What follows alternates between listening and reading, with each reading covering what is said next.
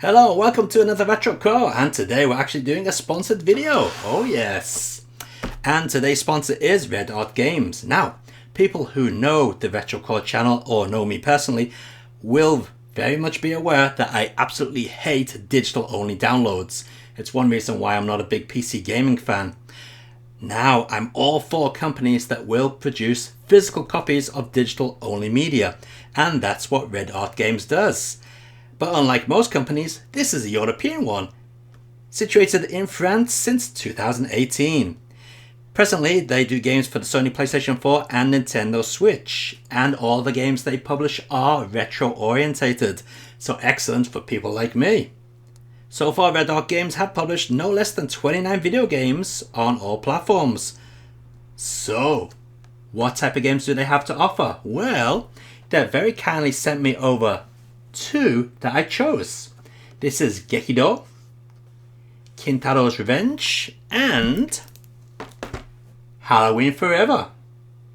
So today we're going to take a look at Gekido. Now, even though this is a sponsored video, I am not going to praise this game if it is a load of rubbish. So don't worry, I will be honest. Now what did surprise me about this is that the size of the box it comes in. Look at it, it's massive. That really took me by surprise. Now the back of this one is in French, but the back of Halloween Forever is in English. So I don't know whether they do an English version of this game or not, whether this is just a French edition. But anyway, it is pretty cool. Now I was kind of intrigued to see what was inside here. So upon opening the box, we got the game, obviously, in a lovely official package. Again, it's in French, and we've got a lovely color printed disc there, and we get a nice sticker sheet and the art of Gekido hardback as well, so that's very nicely made. Now I'm not going to go through the entire booklet, but just to give you an idea of what it's like, we've got some main art like this, some background art, and we got some concept art as well of enemies that maybe didn't make it into the game. But you're going to have to buy the game to see all of that. Luckily the book is in English, so if you don't speak French, we're okay there. So, how about the game? What type of game is it? Let's put it into the PlayStation 4 and find out.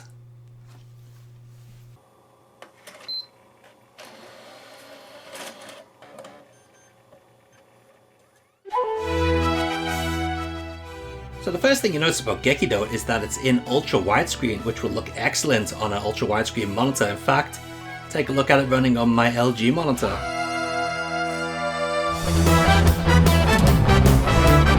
Yeah, that looks pretty cool, doesn't it? Lovely stuff.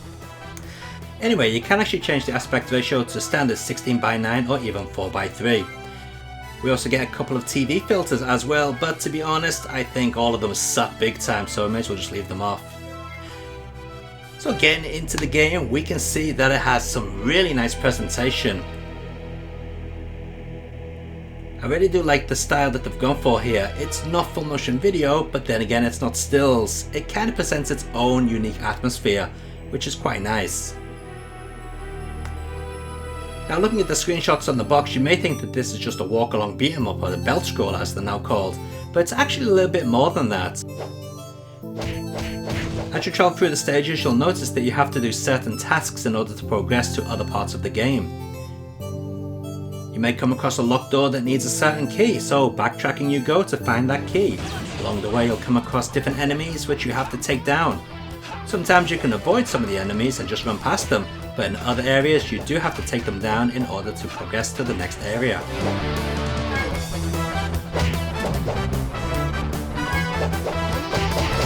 All in all, I think the game looks pretty good. It's very stylish. Yes, it does look like an indie game, but what do you expect? It is an indie game, but an indie game well done. So Gekido was actually developed by Nap's team, and they've done a pretty good job. As I said, the atmosphere is very well done. The soundtrack is pretty impressive to say the least, plus it does come with an alternative soundtrack, which you can select from the options. So how does it play? A game that looks good and sounds good isn't worth a thing if it plays really badly. Well, I'm happy to say that this game does play fairly well. Now please don't get into your head that it's going to be a AAA walk-along beat 'em up, because it's not, it's an independent game. But as far as independent games go, it's quite satisfying. There's a nice feel when you punch the enemies, plus we've also got some combo attacks in there. Now the controls are certainly not going to win any awards for the most masterful or complex controls out there, but they certainly do their job. You've got a kick, and a punch, and a jump. Strange thing is, you can still get the kick moves out when doing a jump using the punch button. Like I said, it's an independent game, so you should expect these little interesting features here and there.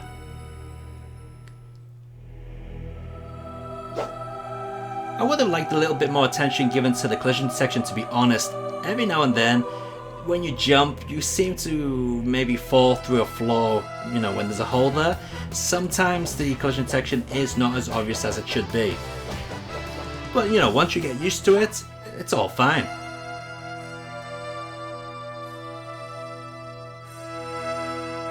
So far, I've only been up to level 2 of the game, but I'm liking what I've seen. The puzzles are not too taxing, and it's pretty straightforward really to figure out. The storyline is also quite interesting. And best of all, it's a physical version, and you can't say no to a physical copy of a game that you want to buy. So anybody interested in picking up Gekido Kintaro's Revenge should check out the link in this video description down below. We'll be back next time with a look at Halloween Forever. I wonder how that's going to be. Looks pretty interesting on the box. Until next time guys, take it easy and keep on gaming.